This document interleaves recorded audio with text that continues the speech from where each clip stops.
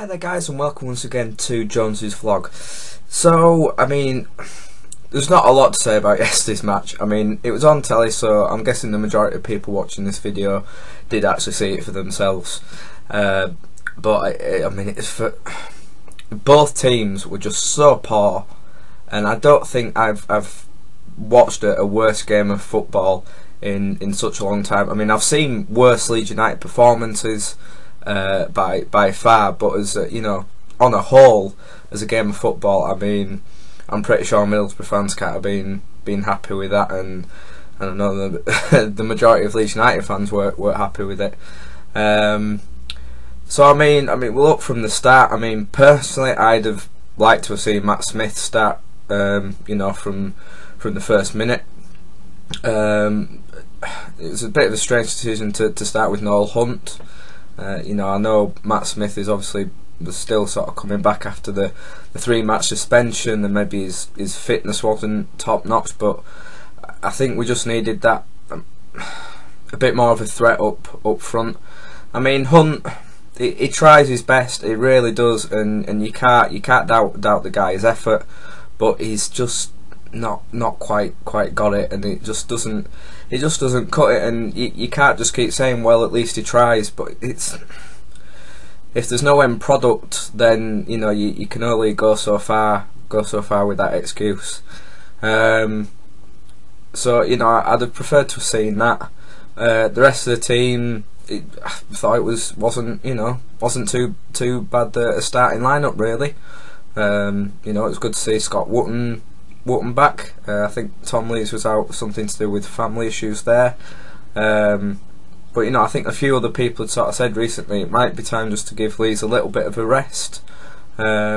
He's considered a little bit of a weak link, and I tend to agree with that at times. So seeing Scott Wootton back was no bad thing. But then, you know, the match itself, I mean, we didn't have one shot on target, and that says everything. That says everything about the match. There was only that Luke Murphy effort in the first half, which did it hit the post or did it go straight wide? I can't quite remember. And that's literally all we had to shout about. I mean, our passing was pretty poor. Decision making was really awful. We had nothing from our wide men. I mean, Kebe was back to his Bambi-like self. Nothing from Stewart as well.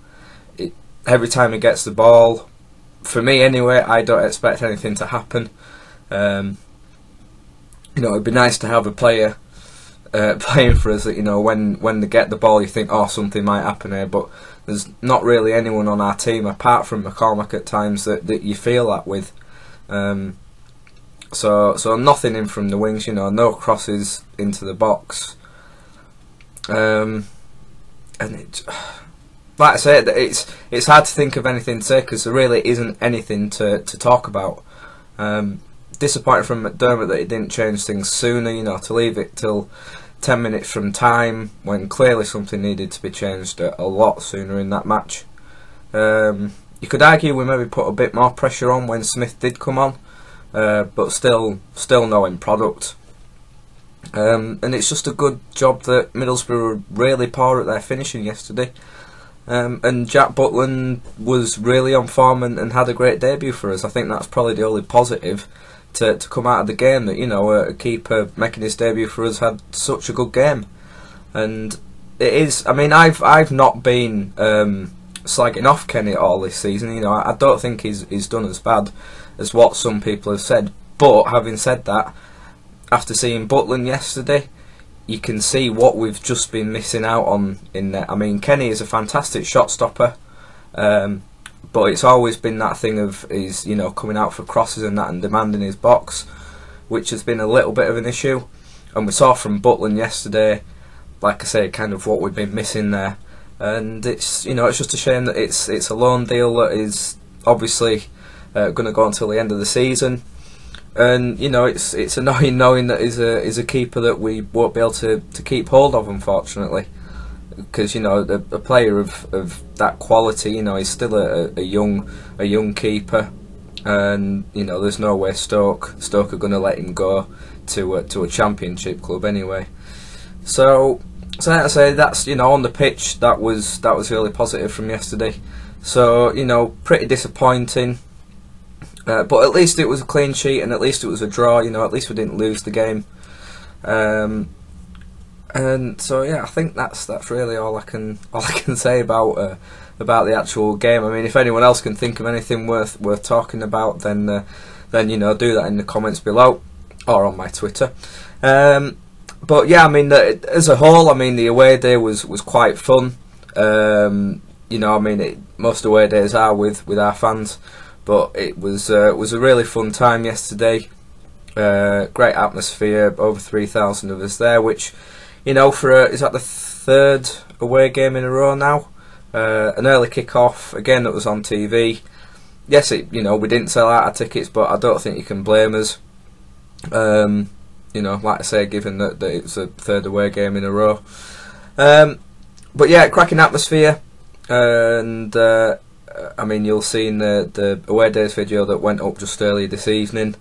You can see some of the fun that we had, especially at half time.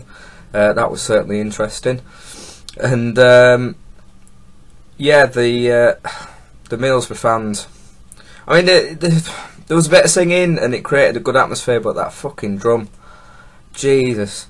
I mean, for me, drums at football matches just shouldn't be allowed anyway, because it's just ridiculous. There's no need for a drum. I mean, if you can't generate your own atmosphere with your own fans, if you need a drum to generate atmosphere, then you just give up now, because it's just so pathetic. It really, really is. And it seemed to be the case that they only decided to sing the Middlesbrough fans when that drum was going. You know, in between that, didn't hear a right lot from them. But like I say, I mean, there was a bit of banter between the fans. I mean, there were no real signs of any trouble, which is always good to see. So yeah, that was yesterday's game and yesterday's away day. So like I say, not too much to say. But one thing I want to add on at the end of this video, and it's not really related to yesterday's game or anything, but obviously today being Sunday, it's been Super Sunday.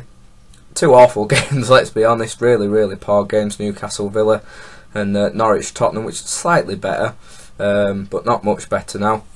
And obviously, whenever Norwich play, Twitter goes mad with people talking about Snodgrass, people talking about Becchio, House, and Johnson, and everything.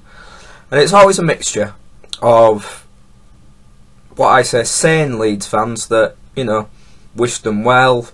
You know, good to see them doing well in the Premier League.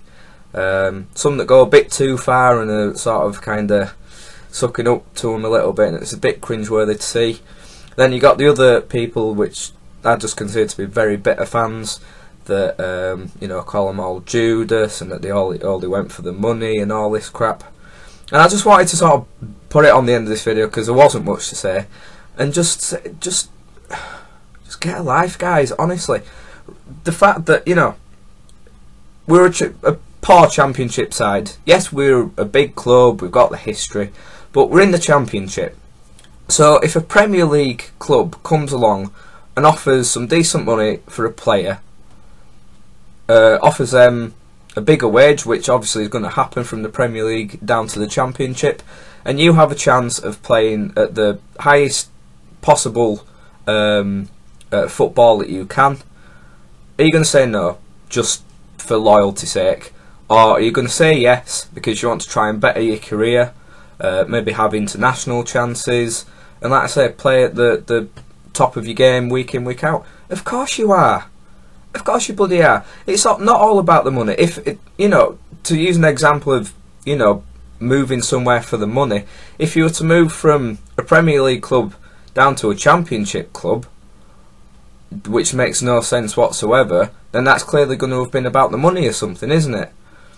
So, you know, if you've got the chance to move from the Championship up to the Premier League, play week in, week out against top opposition, give your international chances a lot better chance, which has worked for Snodgrass, because I mean, he's a regular in the Scotland team now, which he wasn't at Leeds.